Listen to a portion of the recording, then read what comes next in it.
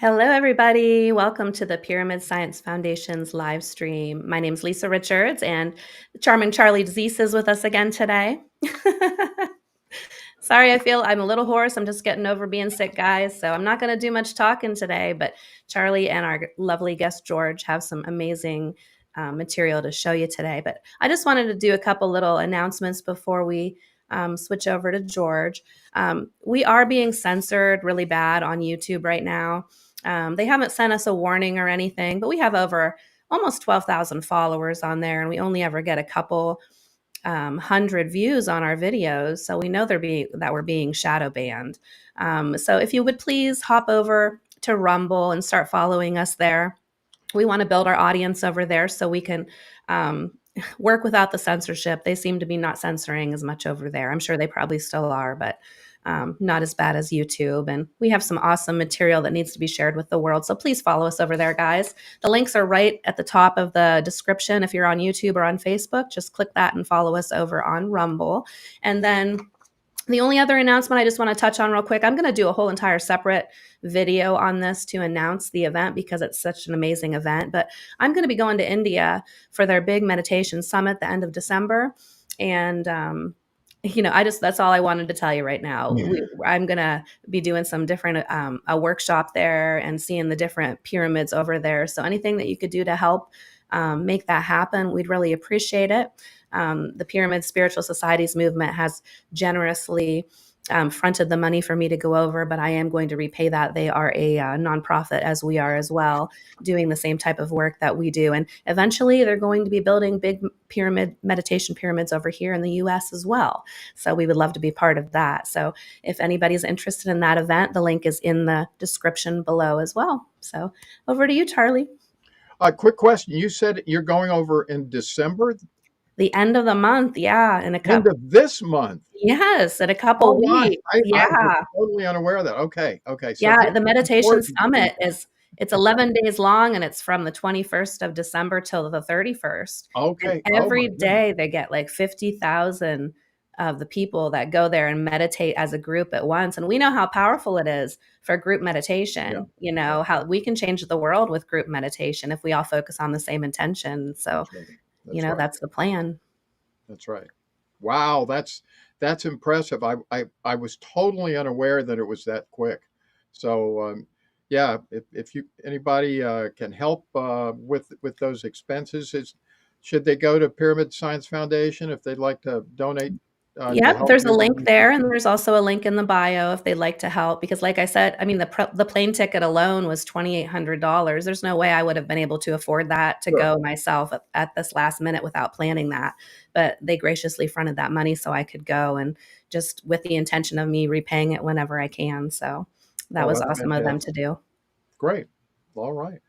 Well, yeah, I hope everyone will help Lisa and the foundation out on that because this is going to be a really important and valuable experience both for Lisa and for the foundation. So, do what you can, and we appreciate all of your support. So, the few announcements that I want to make. I am going to be on with John B. Wells. Those of you who know Caravan to Midnight, that's on tomorrow night. It's 10:30 Eastern time is when I'm going to start, but I'm going to be talking about my new research on the Gothic cathedral steeples. And John B. Wells, for those of you who don't know, used to be the weekend host for Coast to Coast.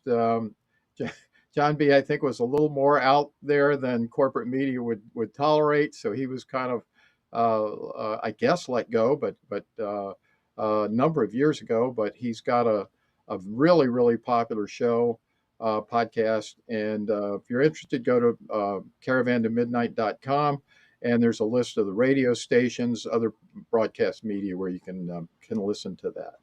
The other two things I wanted to say real quickly, as a result of our guest last week, V. Montes, I finally pulled out my Fluke multimeter and have figured out how to actually uh, show or demonstrate voltage with it inside and outside the pyramid. I just began that process yesterday, and I now have the ABCs of this down. There's more to learn, but I'm going to be doing some research.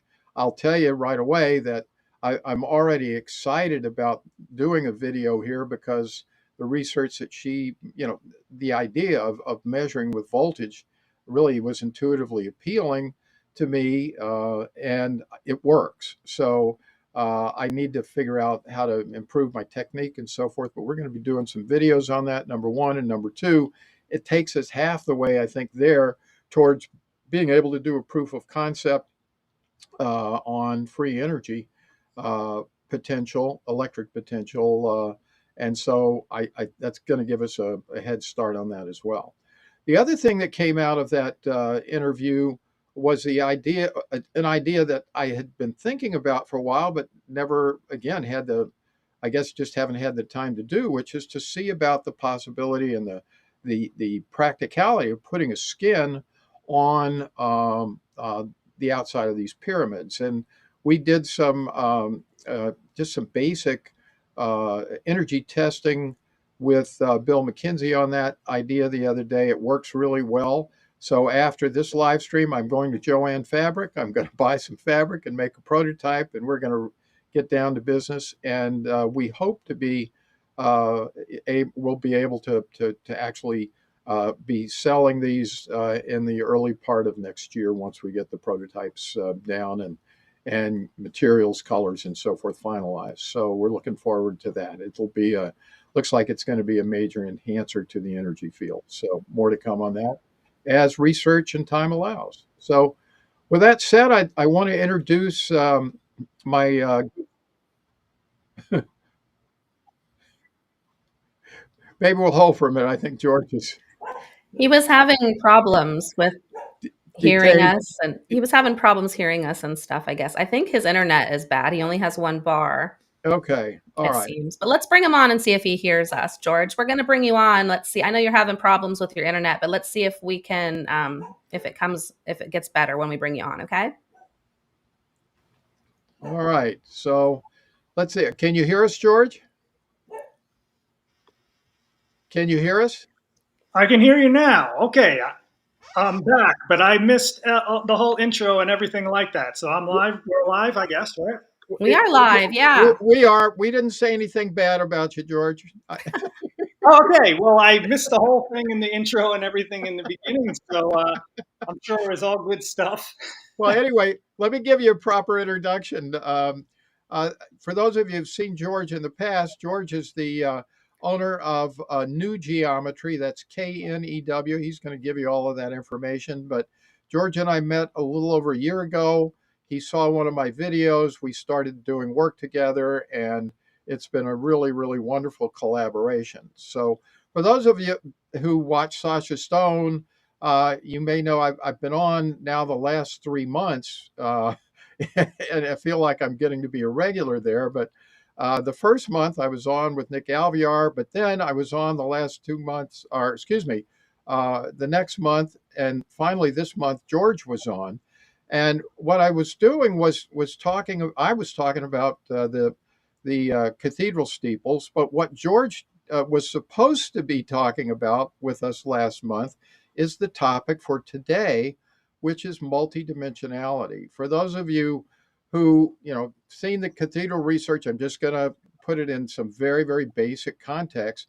We found that all of the cathedral steeples, when you think of the two sides, if it were like a two-dimensional triangle, they all have phi or exponential powers of phi in the geometry. Well, what George was doing, someone had mentioned the idea of could this geometry tie in with higher dimensional geometry, and that was supposed to be our topic last month. It turns out we ended up talking about something else, but George has done just some phenomenal research on this.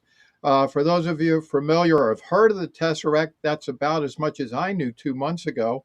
But the tesseract is a fourth dimensional geometric form, which George is going to teach us about today. But he's going to teach us about how that form can grow into fifth, sixth, and infinite numbers of dimensions, just through starting with a dot and then two dots, four dots, and so forth. It's just amazing. But what we're going to link to as well, or George will later in the discussion, is that all of these multi-dimensional forms seems to have as a foundation this 76-345 geometry. So I'm not going to say any more. Without further ado, George, take it away. Thanks for being here today.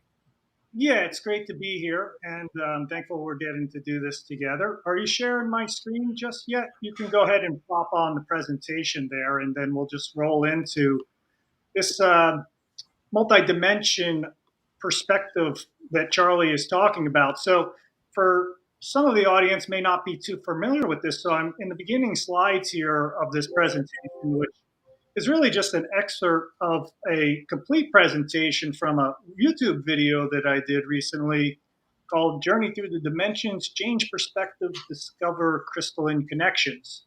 So we're going to take a few slides at that to really just highlight how the geometric dimensions work. And at the end, I've included some more information on the pyramid connections that Charlie was talking about, or the 76.345 connections. So yeah, this just kind of like Charlie and I have a little knack about kind of working on things or bringing to our attention at the same time, but not knowing that we're working on it at the same time until we talk. And I'm like, he brought up, yeah, and Sasha Stone, he mentioned the dimensions. And I was like, no way. I had just been spending 3 weeks creating this video that I'm showing you just a little bit of here. And it was like, we got to get you on Sasha Stone to talk about that. But as Charlie mentioned, we didn't wind up talking about that. We did something on Metatron's cube, which I'll talk just a little bit about at the end here. So here's this mini presentation that got pushed back to being for here. So I want to go through a little primer on just how the geometric dimensions work. So we build a pattern language really together of what's going on when we talk about the different dimensions in this geometric context. So we're going to break down this slide here. These are just some of the images you're going to see in the slide that we'll refer to. And I think one of the big takeaways within this is we're going to walk through how the dimensions are built to higher and higher models, and how the higher dimension model will actually contain all the lower dimension models. They're just going to look a little more squished than the previous dimension. So we're going to break that down in just a second, but we're going to look at shadows. So the shadow projections are really important. So we're actually looking at the same object that's above here, the tricontahedron, this form up here. We're looking at the same thing. That's the shadow projection of it. And then we're looking at my hand-drawn Sacred Geometry version of this over here, and with hand-drawn techniques. And then we also have quasi-crystals. So if you're not familiar with the quasi-crystals, I'll be introducing you what quasi-crystals are in just a bit. All right, so that's the intro slide. So jump too far ahead. Hold on. Back here. Okay. So this is a cool thing is we're looking at right now an object that is a tesseract. And I'm going to break down this object in the next few slides so you know what a tesseract is. So I have a three-dimensional object that's being held here, and it's being held in just the right angle so that it will project onto the whiteboard behind it. And that's the same projection that I have here that is hand-drawn, taped behind there. So it's kind of like when we do our 2D drawings of things, they're actually they contain higher dimensional projections that can either be built in 3D, or they may be in a dimension that can't be created in the third dimension at all. But this is just a nice example to look at the three-dimensional object being projected. So now, if I take that object, which I have one of those right over here, and I'll have some models here. Maybe the background is not so great for this. But of course, if we rotate this to a variety of different angles, you'll see it's not going to look at all like the certain projection I have.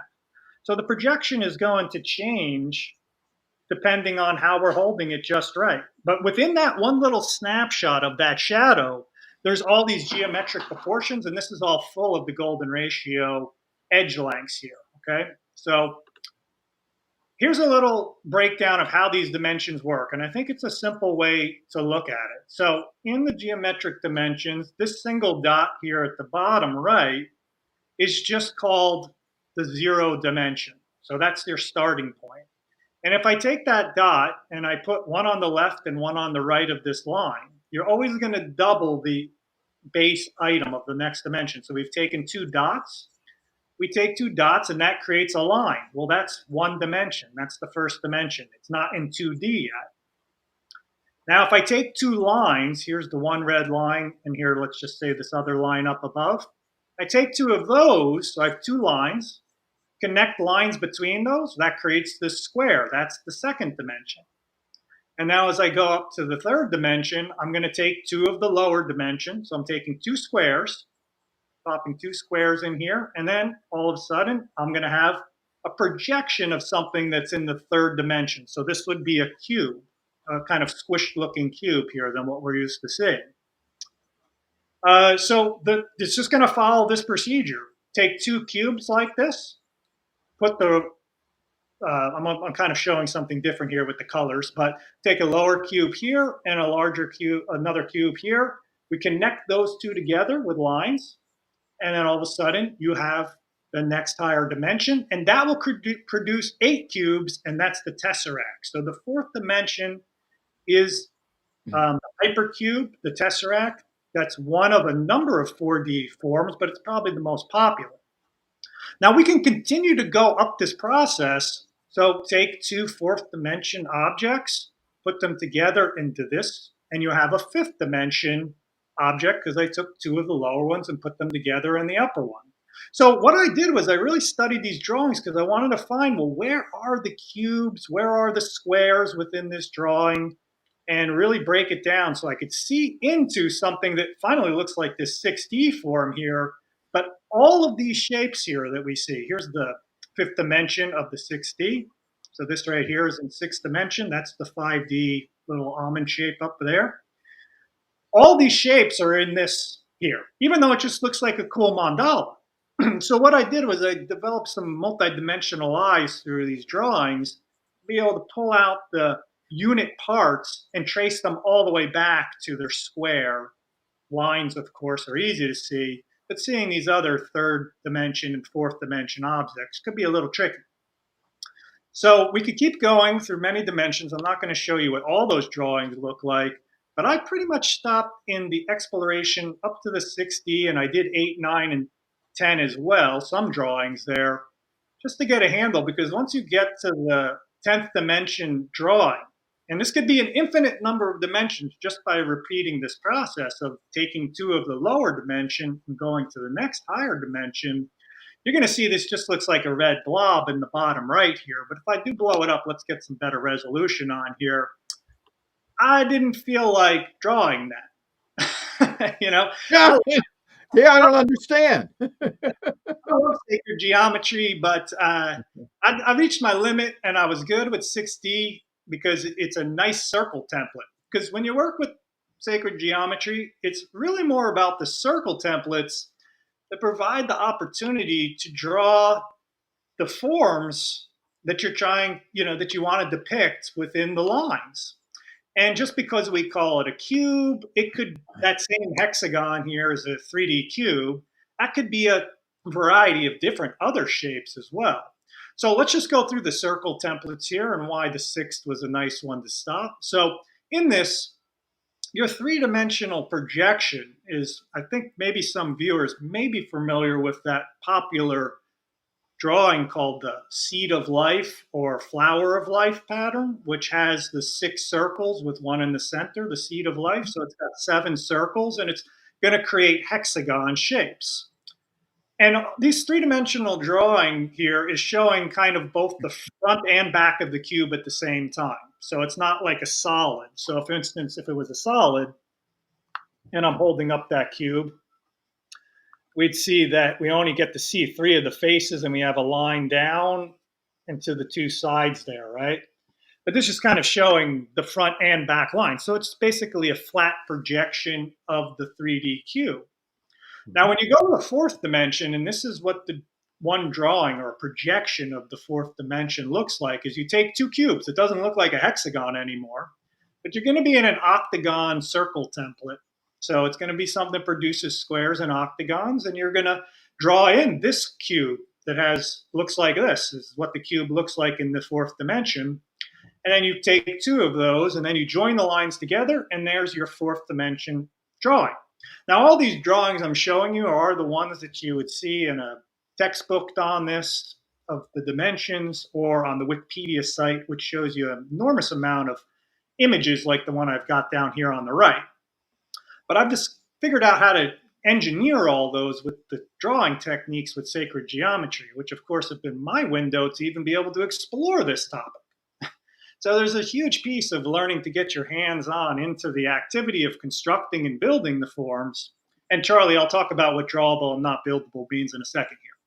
No problem. But the 5D form, so we're going to take, and what I did was I said, okay, well, we've got cubes in this here. So here's a cube. But now I'm going to have to work with this tesseract, because if I'm going to 5D over here, which is the pentaract, then I've got to take two tesseracts. So here's that tesseract, and here it is. Two of those are going to come together, and then I have my 5D pentaract. Now we can go back, start at the front, at the 6D. Here's one cube by itself. So we got all that. This is what it looks like as we go down the sequence. That cube keeps getting a little more squished. Here's the tesseract, all right?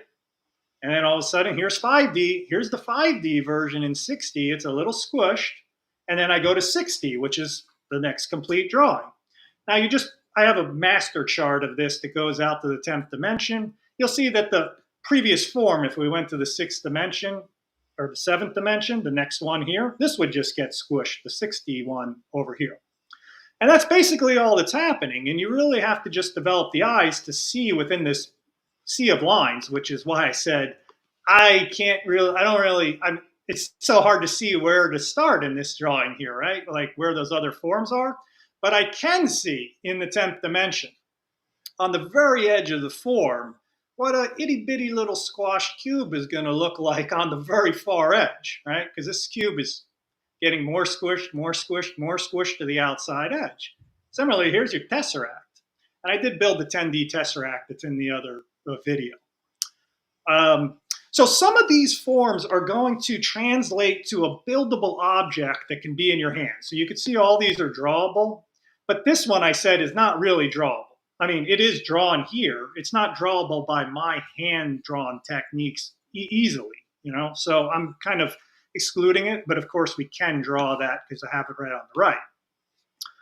But the buildable part is the interesting part. So when we go to the 3rd dimension and we have a cube, well, that is easy because we deal with 3D cubes all the time. So this is our 3D world, right? And we have cubes. The 3rd dimension is the one we exist in primarily to build with cubes, and that's a familiar object to most people. So it's definitely drawable, buildable, and I can put a lot of these forms together. I can even create tesseracts out of cubes that look like this.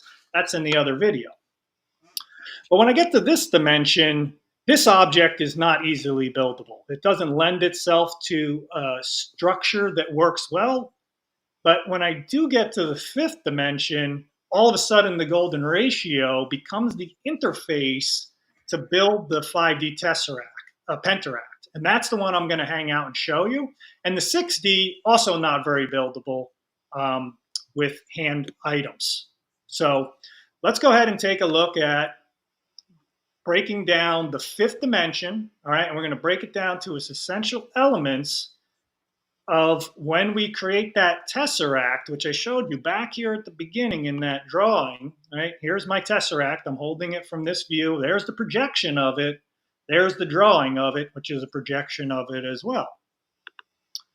So when I hop up to this drawing, there's the tesseract, and now I'm holding it like I had in the other video, in the other picture. So I've tilted it just right, because a lot of these things you have to, and Charlie and I talked about this, you got to hold this object just right to see what it looks like in that projection. So a lot of this is like, you got to change your perspective of how you're looking at the object and rotate it around and then create it on the page like it's 2D, right? And then there's your angles are going to show up when you tilt it just right. You know, that's where the angles can show up in that tilt. Now, why I have these two on the right here are two cubes. These are the two cube types so that are going to make up the shape over here. And there are going to be 8 of these types of cubes. So you can kind of make these out. Here's the long cube, the acute rhombohedra, it's called. There's the long one on the right. That's this one on the right here. And now this kind of squashed obtuse flattened one. Well, you can see that's this ring of hexagon right here, right? And then there's a lot going on the internal geometry of where they all crisscross on the inside. And that's where it gets interesting on the inside, because they all have to fuse together in a way and their edges are going to overlap. So that's how we take these 2 types of cubes to come up with 8 cubes, okay? Now, this is what the drawing looks like as a projection. So I've done the drawing here. This is a golden ratio drawing. These edge proportions are going to be divided into the golden ratio. So I've done kind of an exploded diagram for you of what this looks like. When I pull out each of those cubes, here are the 4 acute, long, stretched out cubes in the drawing. Here's this one in the right. There it is off to the right. So I broke it out to kind of go in the directions that they're connected to. And then we have this one, which is kind of a long one at the bottom. So these 8 cubes, if you brought them all together, this is what the overall shape would be. And that's the same drawing I showed you at the beginning. So that's how you can I ask a question now, George? Go ahead. Yeah, you're saying cube, so by definition, in our 3D space, every face would have the same area or the same dimensions, correct? But they are looking to be kind of non-cubish, or elongated or squished because of perspective. Am I correct on that? That's right. The perspective is squishing them. So, your square face, which we're familiar with on the cube, right, it's got 4 sides to it. So we're really dealing with rhombuses here, right? So these are the more accurate term than cube would be a rhombohedra. And that's why they're cute rhombohedra, because we're dealing with, the square face is essentially a rhombus. It's just got 90-degree angles. But once we out, right, to something like this type of rhombus here, then all of a sudden I got 4 sides, but it's stretched out. That's going to be one of these rhombohedra if it's got 6 sides to it, like a regular cube. Okay. Yep. Okay. So but these cubes are buildable in our dimension. These rhombohedra are buildable, and they're going to construct I showed you the model previously. I can actually build, and this is all golden ratio relationships here. So this is all of a golden ratio structure. It's going to be starting to make a pentagon at the top and a decagon around the outside. And you'll see that in the next slide here, because like I said, I'm taking now 2 tesseracts. This is the lower dimension object. This is going to take, whoops, going the wrong way. It's taken 2 of these, and I put 2 of them together. Now you can kind of count out 1, 2, 3, 4 edges, right? So if I take another side, I have 8 edges all together, right, on this side. Now I'm going to have connecting lines. So if I have 4 here and then 4 on this side, and I have a space between of the same length, that gives me 10. Right? And that's what's going to happen in our next image. Is I've taken 2 of the vertices here are blue and white. So you could see the split down the middle, sort of. You see there's all white on one side and blue on the other. Mm-hmm. That's 2 of those tesseracts joined together, and now I've done all the interconnections. That's the black dots, the black vertices. Those are just crossing points. And when you sandwich those together like that and connect the lines, well, then you come up with the outline of the pentaract. That's the 2D shape, that's the 3D model of a 2D shadow of the form of a 5th-dimensional object, okay? So that's the actual 3D model that I built, showing and exhibiting these construction techniques. So you can see the white on one side, the blue on the other, and then the black dots are all the crisscrossing going on the inside. And that's, but if we look at it from another orientation altogether, you see that it looks like totally different than your pentaract at the top here, right? It's not your perfect decagon outline. Okay. Okay, that's up to the 5th dimension, because we've taken 2 4th dimension objects together. And we really only have half the form here. There's going to, in a second, well, what happens if we take 2 of these, right? We want to put 2 of these together now, and that's the 6th dimension version of this. And when we do that, let's skip the slide for a second. Let's still look at this for a second. The 5th dimension. So here's the drawing of it, and these are the red is one tesseract, and the blue is the other tesseract, and these gold lines are the connecting lines, fusing those two together, and this is all the internal geometry behind that, interior to the form here, all right? That's where it's all crisscrossing on the inside, and basically it's a pentagon within a pentagram, pentagram, pentagram, pentagon, decagon geometry all the way throughout the whole thing. Wow. So this is taking the it's called the Belinsky dodecahedron. That's that tesseract. And now I basically took the 10 pentaracts that are in this, 1, 2, 3, 4, 5, 6, 7, 8, 9, 10, and I've taken each pentaract out and put it up to show that these pentaracts all join together to create the form. The pentaract is all the way around the outside of the form. Wow. All right, so when we get to the 6th dimension here, here's our 5th dimension. Okay, just blue and white, right? Those are the ones I was just talking about. Now, that's the 2 tesseracts, the 2 4D. We've joined those together. And I said, what's going to happen when we add a back to that? That's all these yellow vertices.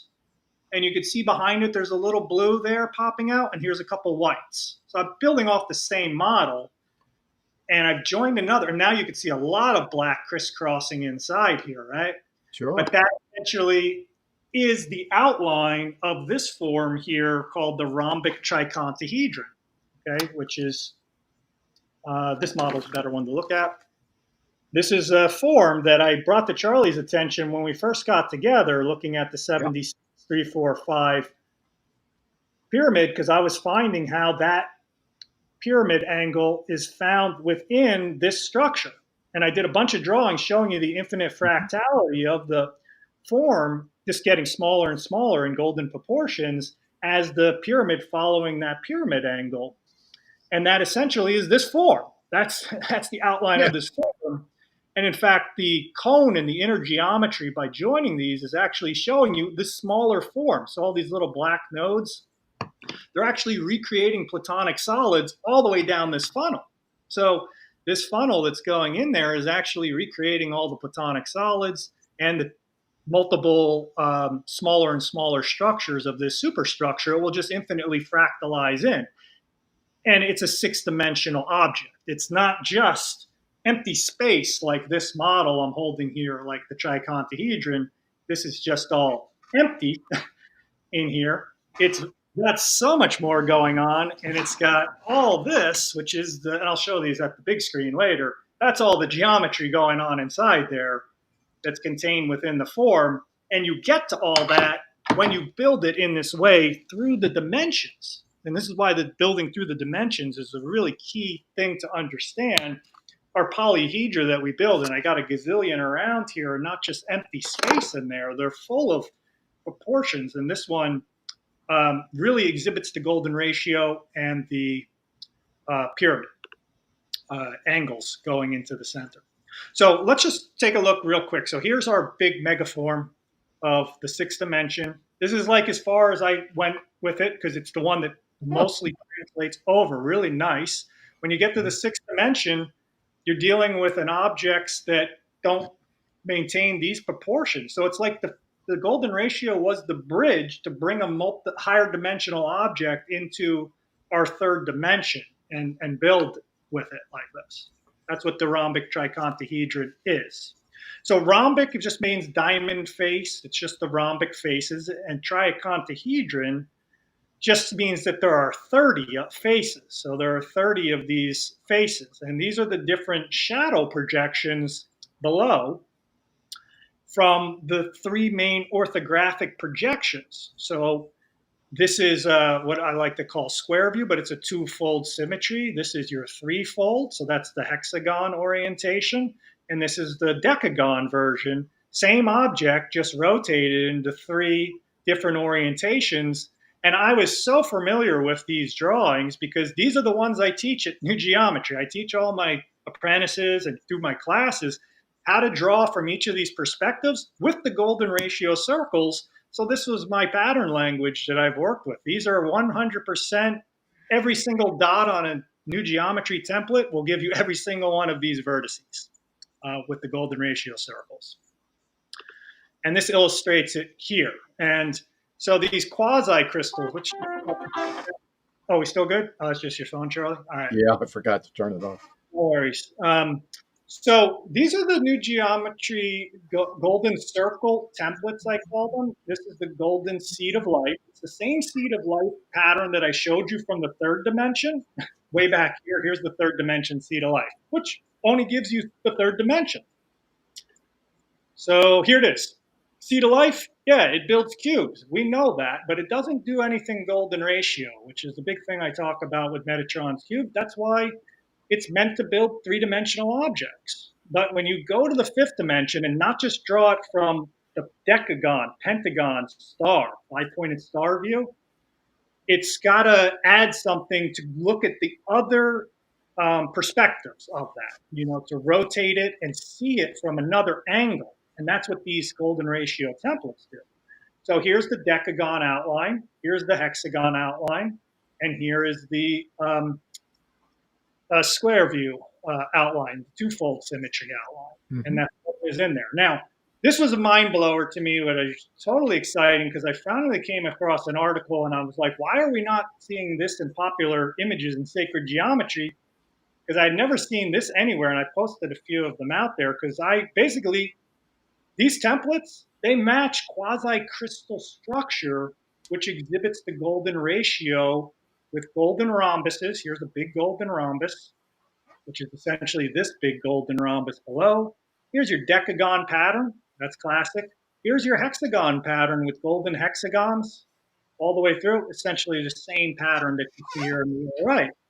So quasi-crystal they're really new, and the scientist who came up with them, his name is, not came up with them, discovered them, is Dan Shechtman in the 1980s. And he was looking at some, analysis, maybe this type of analysis of this electron diffraction. And he noticed that there was icosahedral symmetry or pentagonal symmetry like this. And that was really the laughingstock of the whole crystallography community, because in 1980, no one believed that anything could be outside of cubic, regular, tetrahedral or octahedral structure for a crystal, like a real solid object for a crystal. He's like, well, this has got pentagon geometry in it. And they basically had to rewrite the books for quasi-crystals, and they're finding that they're being able to build these and make them, but they were also found in a meteorite, so extraterrestrial object that had some super high compression that may have happened to it, produced quasi-crystalline structure in an actual mineral substance. So these things really exist in nature, and they were not thought to exist in nature up until 1980. So it's a really groundbreaking type of thing within that vein of crystallography. All right, so the new geometry matches those templates of working with the golden ratio, and that's all I have to say about the crystallography material. But I'll just keep rolling with the presentation and might as well just get into the phi scaling elements of this. And then we can have a little discussion afterwards. Just a few more slides here. So the angle, if you haven't seen any of Charlie and I's previous videos on this, we probably have slideshows with well over 50 slides in them, breaking down all this geometry. This is my latest research into it, because I really studied the rhombic trichontahedron here. This is this form, and this is it right here. Now, for those that don't know that form very well, but you may be familiar with the Platonic solids, right? There are 5 of them, and 2 of them are golden proportioned forms, the icosahedron over here on the left and dodecahedron on the right. Now those 2 forms, they have triangle face for the icosahedron and pentagon face. And then those 2 join together and they cross. They each have 30 edges, and when those edges cross, that's actually what makes the rhombic tricontahedron. It's the crossing, or one way to make it, is the crossing of those 2 edges are what are producing the golden rhombic faces, which have golden ratio proportions. So I became curious what's going on with the dodecahedron and icosahedron within this form, because I already knew that the cone, or the pyramid, nestled right into the rhombic face and went to the center of the form.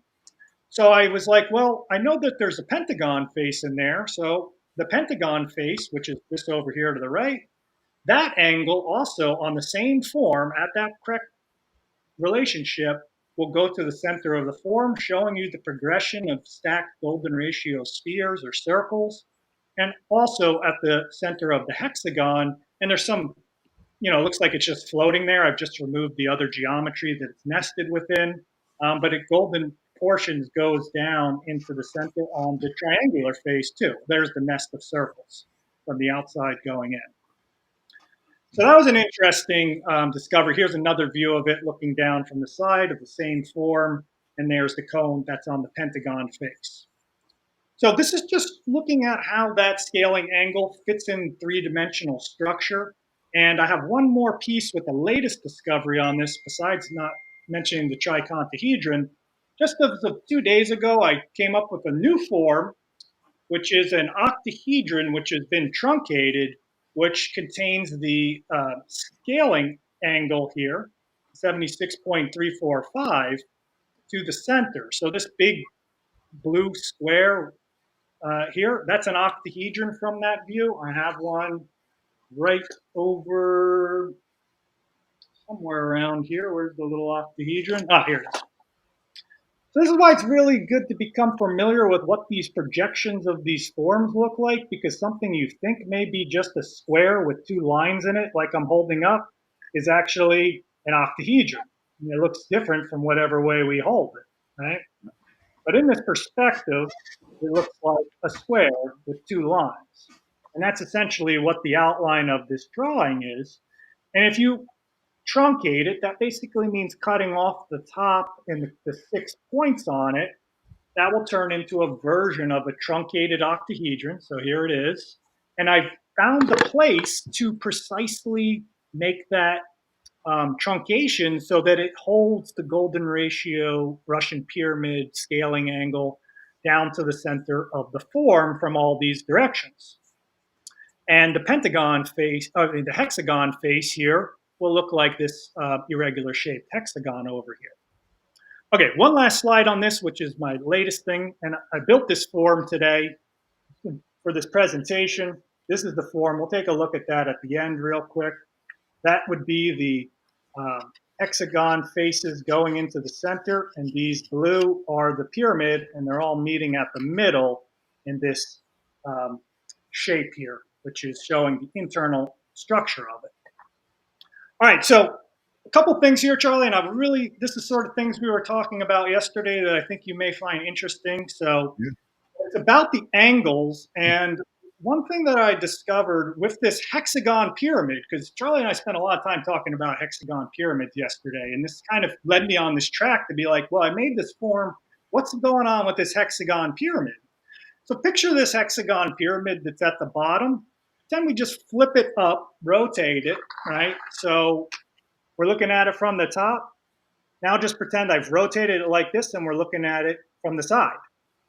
Well, the angle from the side, if you just rotate this up, is 76.345 at the top of that structure, which means that this form that I built actually contains the 76.345 angle on the interior of this irregular shaped hexagon meeting at the center of this.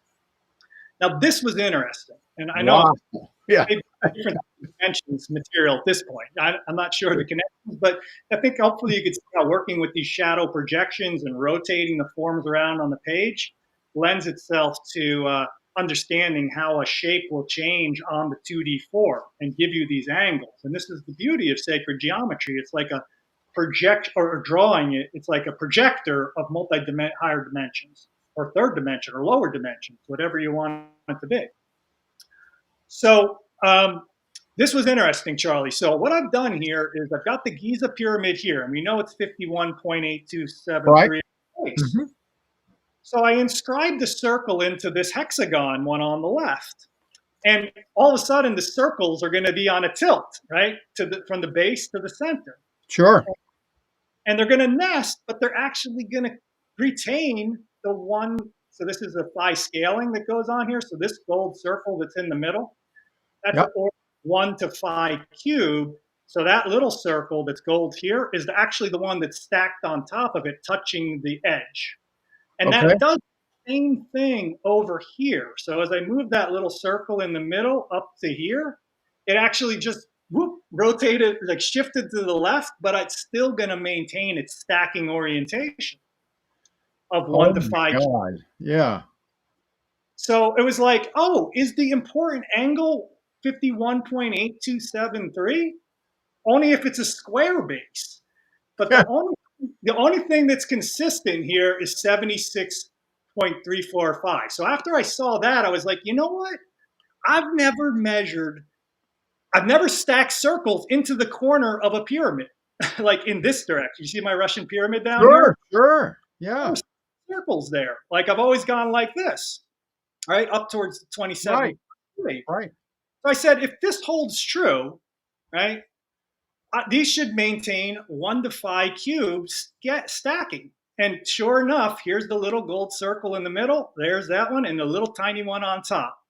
And the base of that triangle is 65.5, because remember, this blue line is now my triangle, and 38.2. So that triangle is like this. And all of a sudden, I've shifted the whole thing, right? It's even more skewed than this. And all of a sudden, we're getting phi cube scaling. So what I realized by doing that was that the reason these stacked circles, and we'll discuss this, I'm sure, and more, and you can contemplate it, Charlie, but what I'm getting from it is that the reason these stacked circles show up like this in this pyramid, it's the only way it will ever happen. Just that's it. Okay. Is because you match 76.345 on both the base angles of the slant angle. Because then when you put two of them together like that, for whatever reason, that angle, and they meet, at the top at that angle, right? All of a sudden, you get all those stacks, spheres or circles right on top of one another. And you see that here when you keep just one of the angles, but we have different angles for the base. This just happens to be even, 51 for the Giza pyramid. But if we shift the pyramid, it's slanted to the side.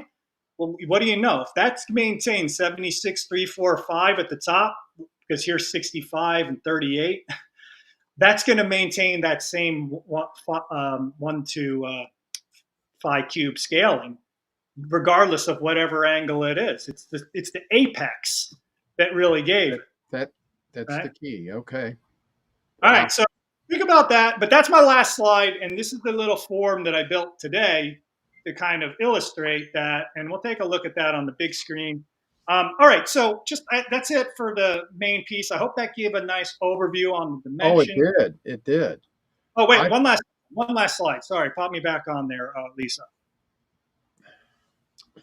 I just wanted to mention, am I live yet? No. Yeah, you're good. You're good.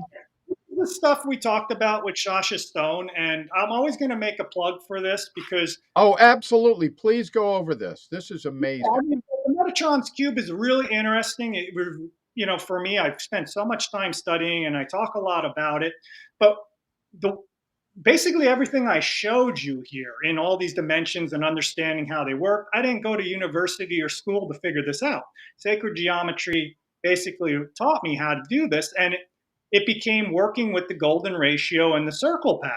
right? So because that gave the ability to use that circle pattern as a projection of these multiple dimensions.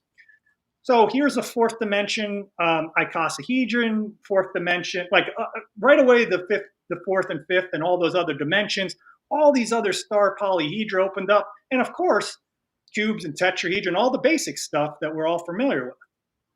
So really the golden ratio was the key to the design. And I've pointed out within this diagram, and really doing so much more, that it doesn't contain all the platonic solids. So that's just a fundamental fact that they're not in this grid pattern of this circle. This proportions here, and I have a lot of videos on it, just don't contain the proportions. You need the golden ratio proportions of these circles or other methods that will get you the correct proportion. And that really is so important to a foundational structural piece of geometry, because I really wouldn't be able to show you anything that I just did if I didn't know that. And I just stuck drawing this and saying that contains the platonic solids. So I just want to make a little thing. I just released a great course called Metatron's Cube Remastered that walks you through all those corrections. And really, this is a gateway class. It's going to open up so much more opportunities in your sacred geometry if you're into drawing. And if you're not into drawing yet, and you'd like to get into it, we start off drawing Metatron's cube, the basic drawing, and then we slowly add little pieces. So it's a great class, 9 videos, and I set it at the most reasonable price, I feel, of $27 for you to get involved with sacred geometry, with this new geometry techniques and these golden circle templates. So I encourage you at least to go check it out. And I'm thrilled about the course, just released it last week. And that's what I've wanted to share that piece at the end, because really all this other stuff that I showed in the video or this recording here or the live stream is really because me following that trail of trying to figure out that correction of how to create the platonic solids with golden proportions in hexagon view. It was a major teacher. All right, so keep that up for just a second, George. I want to make sure everyone knows where to go if they're interested in the course. That's the last one here, newgeometrycourses.com, correct? That's right. Yeah. Thank you, Charlie. Go to that to find this course. I want to tell you, I took one of George's courses last year, and I wish I had time to take more, but they're amazing. And once you just get a glimpse of how a compass and a straight edge can create all of these amazing drawings, it's just beyond comprehension. You really start to, once you do it with your hands, you get a comprehension of how beautiful our universe is. And so it was well worth the time to take it. And the $27 isn't, take the course. Yeah, and I got the pyramid class that Charlie was in last year that we did, and that was a great class. That's on there. There's a lot of opportunities and apprenticeships that I run if you want to draw with me in person. Those are fantastic ways. Check out all the offerings there when you get to it. And New Geometry YouTube channel and my New Geometers Facebook group. Those are other ways to connect to the New Geometry community. And all right, great. Before you close up, would you mind going to the next to the last slide before this one that you were just on from Sasha's class or session? The Metatron cube. Yeah, on the Metatron's cube. Yeah. I just want to make sure that everybody understands what's going on here, the differences. The Metatron's cube is the circles are not golden ratio based. I want to make sure I'm saying this right, but the golden seed of life is based on golden circles, and that's the basic difference. Am I correct? Yes, it's going to follow the same expansive circle as the fruit of life. We're just adding golden ratio circles in there with a simple technique to do it in hand drawing. That's essentially it. Yeah. Okay. Just wanted to get that. And the cube and the tetrahedron and octahedron, the 3 main platonic solids, that's all fine in here. There's no issue with this. It's just when you get to the icosahedron and dodecahedron, the claims are that it will contain those in here, but only as a kind of artistic representation that says something like that exists, out there. But to actually relate to it and connect to it through the sacred geometry techniques of drawing it with proper golden proportion ratios, so you can see interconnections amongst geometry between cube and all those things. Right. The golden ratio is got to be somehow brought into the diagram. And of course, this diagram is only one of a lot of different templates that I've come up with. I mean, it's more exciting for me not to just draw the forms, but to discover the multiplicity of ways that different templates and ratios can be created with different types of circle patterns. So in that class, I don't just go over, let's just draw the golden seed of life over and over again. Each lesson introduces you to different types of templates that produce similar results. And that's the real beauty of working with the straight edge and compass. It's not to get locked in one technique of one way to do it, see how they're all interconnected and related. And the forms just pop into being that way and be like, oh yeah, you're on the same trail again, because here I am. The dodecahedron's waving at you again, you know? Now, feeling it. you might want to go through just briefly as well. You discussed how you believe that this misconception got started, and you know, because I think it's really important that people understand that you know, it's people like George who are going out and testing some of the preconceived accepted notions in sacred geometry and finding that sometimes they're not quite right. So you might want to at least relate how it got started and how you came to you know, find out that it wasn't quite right. Yeah. Okay. Well, this drawing of the cube and octahedron and tetrahedron and all that, this line pattern, no doubt has been drawn before to show three-dimensional cubes. The issue came up when the author of The Ancient Secret of the Flower of Life, one of the most popular books in sacred geometry, Gonzalo Melchizedek's book, he has a section in that book. Well, he talks about the Platonic solids. He popularized most of the major iconography that's out there in sacred geometry, and saying that Metatron's cube contained all the Platonic solids, including the two golden forms, dodecahedron and icosahedron, which are these two down here in this little drawing. That those two are contained in there as well. But the interesting thing is that how he discovered the dodecahedron, it's written out in his book on page 163 or 164 of the second volume in the section called The Missing Lines. If you have the book, read The Missing Lines. Because he's not making it a secret of how he discovered how to draw that. Roughly 30 to 40 years ago, he was at a workshop with another student before the class, and they were trying to figure out how to draw the dodecahedron in there. At that point, they didn't know. So a student said, oh, why don't you ever think of connecting these lines right here? You know, just draw a little line there. And essentially, it's the same. If you're looking for that line, but the golden circles produce that line by themselves easily. But if you try to just put it in there and just draw it in like that, it doesn't give you the proportions, like the golden ratio.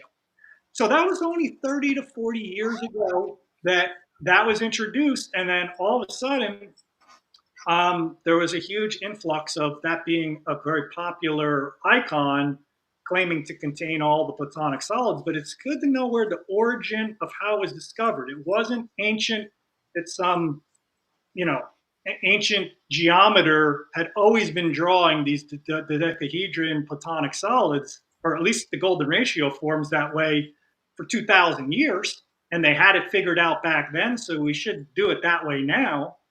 This was something just as of recent. Mm-hmm. And the issue is it really, for me as someone really into sacred geometry, these things unlock my consciousness in a way to explore through this terrain, as you see everything I'm showing you in this video. So this is like a huge setback to say the dodecahedron is in here. For someone who's really primed for this and wants to be expansive and go on the journey of geometry, you'll have to go through everything I did, basically. You're gonna have to figure out that there's not a dodecahedron in here, and you're gonna have to be like, oh, where is it? How do I get it? What's the technique to do it? And once you do, you'll see like, oh my gosh, this is what's been behind the veil. all this stuff over here on the right. And it's one little form I've been drawing over here. Yeah. it only gave me an idea that it existed. And maybe that's good enough. But when we replace the iconography with this and it becomes popular, or not replace, but we augment it with this material here, and Sure. we realize what this previous drawing does and how it relates, then all of a sudden, when a young geometer comes to see this, they're going to be on the track to discover something that will blow our minds, because they're already working with something that is a clean take. And this is what all the scientists, this is what all the journals show, all these images on the right. If I want to field check, if I drew any of these correct, I'm not just making this up. I go and check Donald Coxeter, our greatest geometer of the 20th century. I hold my image up, put it on a paper, lay my drawing out over top, and I'm like, yep, that's what he drew. That's, and I'll actually discover it before he discovered it. Like, not before he did, he already did, but I'll discover stuff that I have to find out what it's called. So that's the kind of journey it could take you on. So, all right, that was a long discussion, but hopefully that gives you an idea that it's not an ancient technique to produce the dodecahedron. And I believe the icosahedron may have been drawn incorrectly like that because it's easier to draw. It's just two triangles. But check out all my other videos on that. I want to show you this form before we hop off here in just a little bit, because I had fun building it this morning, and I'll show you a few of the other forms that we talked about. So thanks for the extra questions on that, Charlie. I really appreciate the support on that topic. No problem. Great. So this over here was just that form that I was describing that has the truncated octahedron. So it's essentially this. Oh, sure. Okay. Solid. And you can see that there are pyramids going in. Let me hold it at the right view for you because I left one side open. So there's the blue lines going into the center of the form. And those are actually the pyramids from 6 directions going to the inside, right?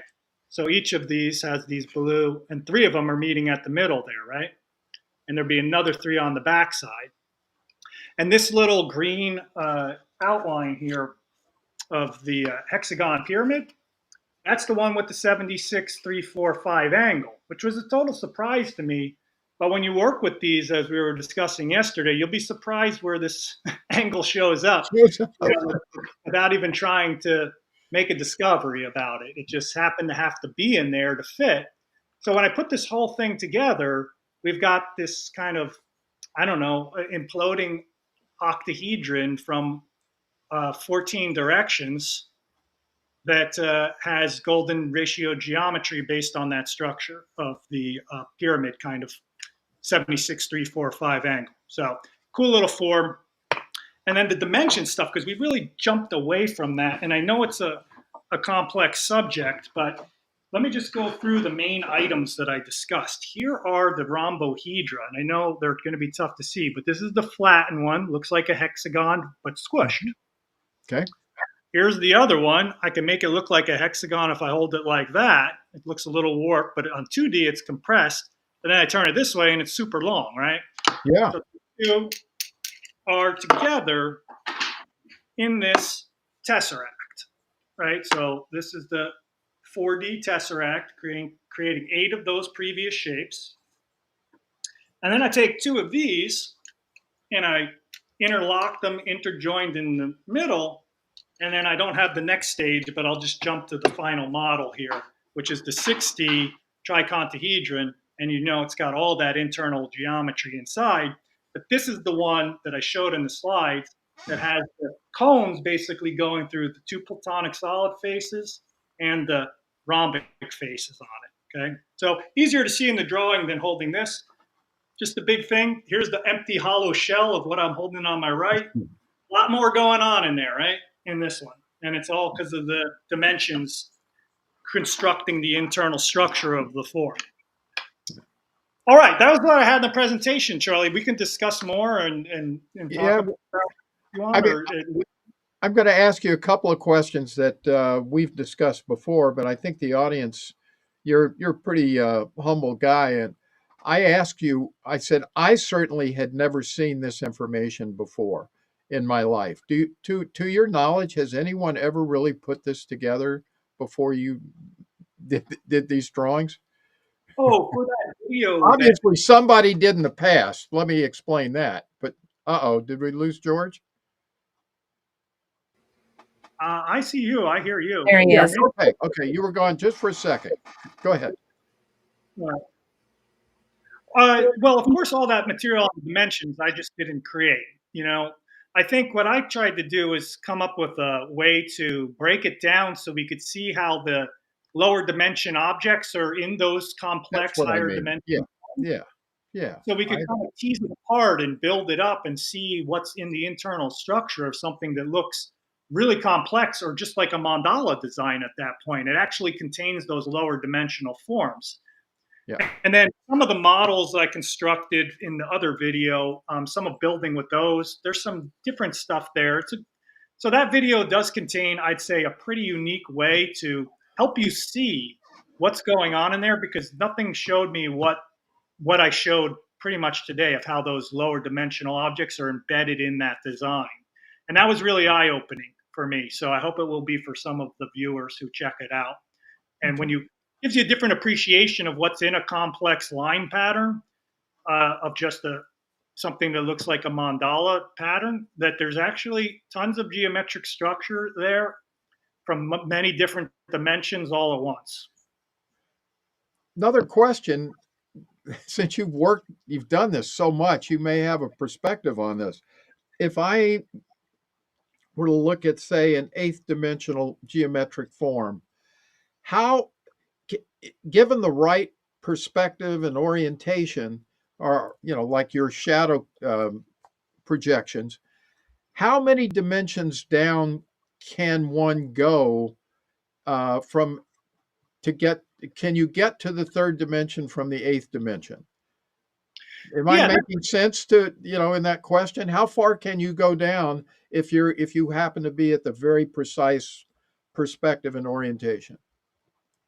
yeah, but that's what I'm trying to describe. Like in that eighth dimension object, and if you go to the other video and you look at the eighth dimension drawing in that little flow chart that I did, I'm saying, well, way back over here, there's the third dimension object in the eighth dimension. The issue is that once you're at the eighth dimension, you don't have the ninth dimension projection. You don't go above the Right, right. yeah. You always got to be at the higher dimension to kind of create the lower dimension, and there's an infinite number of dimensions, in this geometric progression. So that's kind of what those slides are trying to show, is just how the lower dimension objects are embedded in higher dimension objects. Oh, clearly, yeah. But okay, all right. I'll leave it at that because I've got to think through. I'm not sure I'm asking the right question right now either. Uh, You mean like if you hold it at a particular angle, will you? yeah. Well, here's what I happened to find when I was looking at a fourth dimensional tesseract projection, shadow projection. I was able to get it to two dimensions if the orientation was just right. So I knew I could go down two dimensions, but I didn't know if you could go, theoretically, if you were at a higher dimension, whether you could go down Oh all yeah. the way to the second dimension. Oh yeah, yeah. I know what you're saying. I think at some point that structure becomes too big at that point to hold it at the right angle to see it. Yeah, I Go that far back from 8 to 3 or something like that's that. what I'm saying. Is there a limit to how many dimensions down you can go to get a 2D perspective? Right. I have one slide in here that I skipped over real quick that shows what you're talking about. Can we just pop me back on real quick, Lisa? Thank you.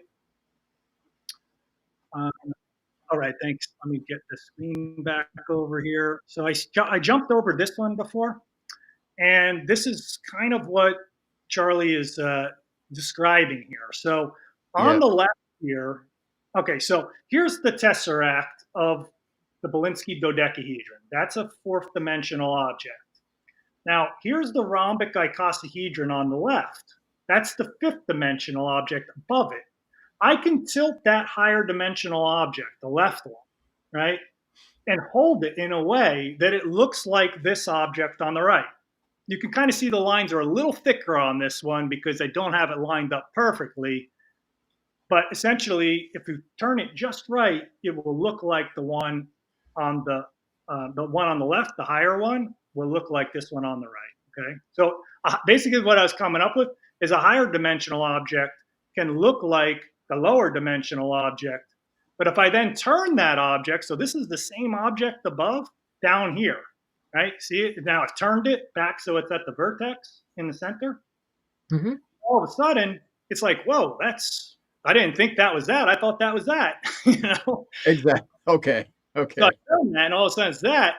But if I turn that Belinsky dodecahedron, which is this one up here, to make it look like this one, well, it looks like just you see these three rhombuses, part of a star, but I'm missing the other part of the star over here. So this lower dimension object, of course, cannot look like the higher one. Right. Now, that's only going one stage back. Now, I think there are certain objects that if you hold it just again at a certain angle, it could look even more to a basic element. Yeah. But I don't have that here, and I don't know what objects are on my mind that way. It'd be hard to hold this just as looking like a cube at this point. You'd have to hold this object to look like a cube. That would be what you're asking, Charlie. Because we know so, yeah. Not a cube, but a rhombohedron, and I don't think you could angle this just right. I think it's too much volume at this point to get it all lined up. I think you have too many other lines. Okay. Well, enough. Probably more research to do on that too. And I'm not sure if it's relevant, but it was something that I had experienced where I was very, very close to taking the tesseract, at a given perspective and getting, in fact, Metatron's cube seemingly out of it, but I'm not sure. It was just close. It was close. So I wasn't sure. Check out the dimension video that I did because, I show with the 3D, I take you from the third dimension and build up all the way to the ninth, 10th dimension with this object. But if you hold it just right, it looks like that hexagon flower of life pattern. You turn it another way, whoa, there's a lot of other things going on. Different. Yeah. Okay. So I would encourage, let me just show that last slide for people who want to work their way through this material, where I show lots of other examples. Is this one here, Journey Through the Dimensions, Change Perspectives, Discover Crystalline Connections on YouTube. So, all right, I hope I blended a few things together, a variety of topics and interests there. And that's fabulous. It's got my head spinning. I'm going to have to spend a lot more time on this, but I think this is really fundamental research and stuff that I'm sure we're going to find applications for this in just a whole number of different areas. So anyway, we thank you, George. I know our time's about up, so we want to thank you for stopping by today and telling us about all of this new research you've done.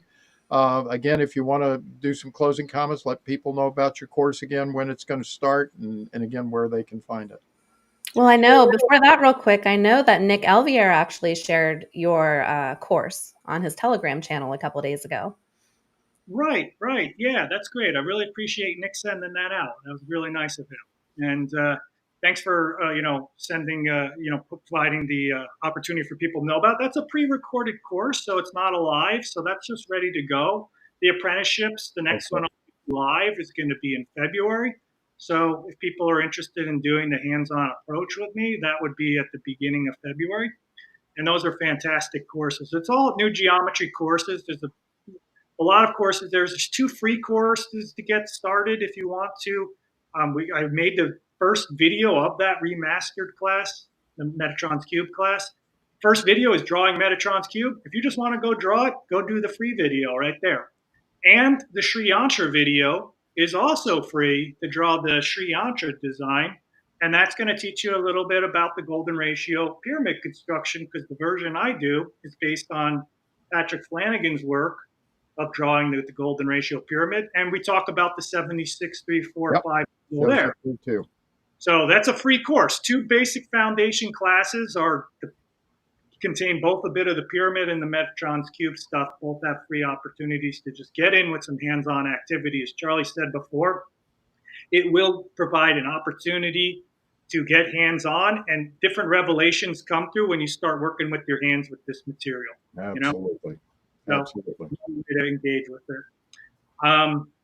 Great. Yeah, I got to run too, Charlie. So I thanks. know, that's fine. And if you have closing remarks, We're more than what we're all enjoying, but set. If you're done, we're done, and I thank you, and we'll have you back again soon because we really I enjoy your new research every time you come on. And there was a lot of good comments. So if you get a chance, go back and read through the comments, about your work. And oh, Annie here. I only see you, Lisa. I can see comments before. Hold on one second. I'll bring them up real quick. 2 minutes. I can see if they're, contact me at geometry. Yeah. Charles Milligan. Our friend Greg is on. Thank you for determining the angle and getting the information out. Yep. Your book is required reading for all architects, I contend. Oh, that's for Charlie. Yep. Yeah. Nice. Yeah. So anyway, great. Yeah. Greg says great stuff, George. Oh yeah, that's Greg Volk. All right. Yes. Great. Yes. Yes. He's on. All right. Very the Quantum Kid. Very nice. Oh, nice. Thanks, Quantum Kid. And we have David DeFebo. Fantastic, and thank you. All right, thank you. And David said he's going to do his best to make an arrangement sometime to take the course. This is awesome stuff. Oh, sweet. Thanks. And then there's one for Charlie from Greg as well. I have a couple thoughts I will share with you soon. Oh, good. Okay. Thanks. All right. Thank you all. We've got to let George go. He's got a commitment. So I guess we're done. And we hope to see you back again next week. Take care. All right. Bye-bye. Yep. All right. Bye, everybody.